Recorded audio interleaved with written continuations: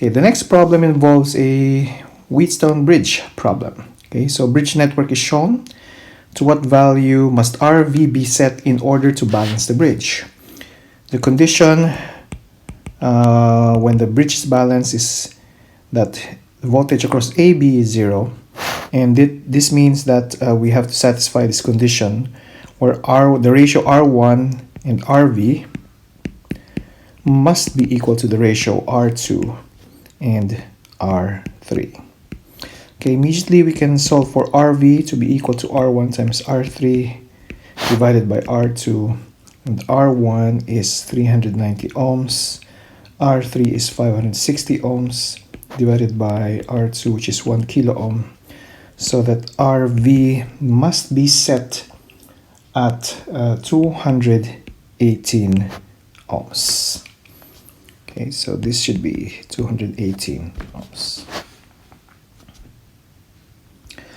Okay, determine the output voltage of the unbalanced bridge for a temperature of 65 degrees Celsius. The thermistor has a nominal resistance of 1 kilo ohm at 25 degrees Celsius and a positive temperature coefficient. Assume that its resistance changes 5 ohms for each degree change in temperature.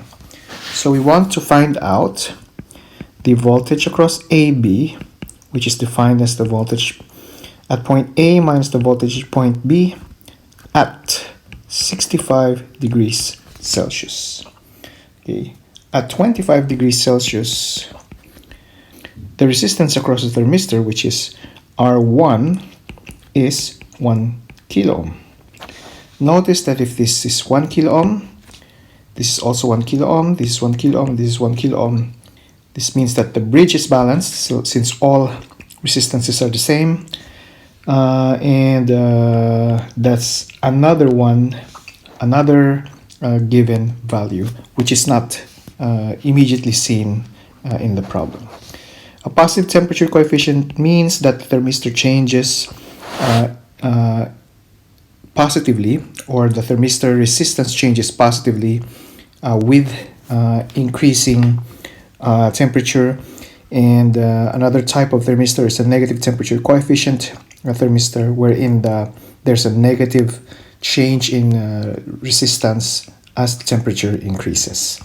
So in this case, for every degree change, we have a 5 ohm increase, which gives us the value of R1, or the change in R1. Okay, so if if the temperature is 65 degrees Celsius and we compare that to 25 degrees Celsius, that's a 40 degree change.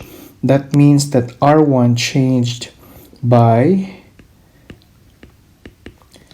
okay, so 5 ohm per degree multiplied that by 40 degrees Celsius. So R1 changed by 200 ohms. This means that R1, okay, is equal to 1.2 kilo ohms at 65 degrees Celsius. Okay? Okay. Now we can solve for VAB. Okay, but first we need to know what VA is and what VB is. VA is the voltage at this point relative to the ground, and VB is the voltage at this point relative to ground. Okay, if we take a closer look, this line here is a voltage divider. You have the source there, 9 volts. You have one resistor here, R1, and another resistor here, R3.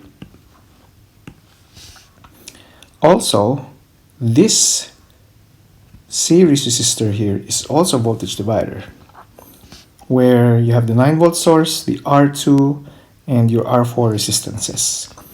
Okay, so we can easily solve for the voltage at point A and voltage at point.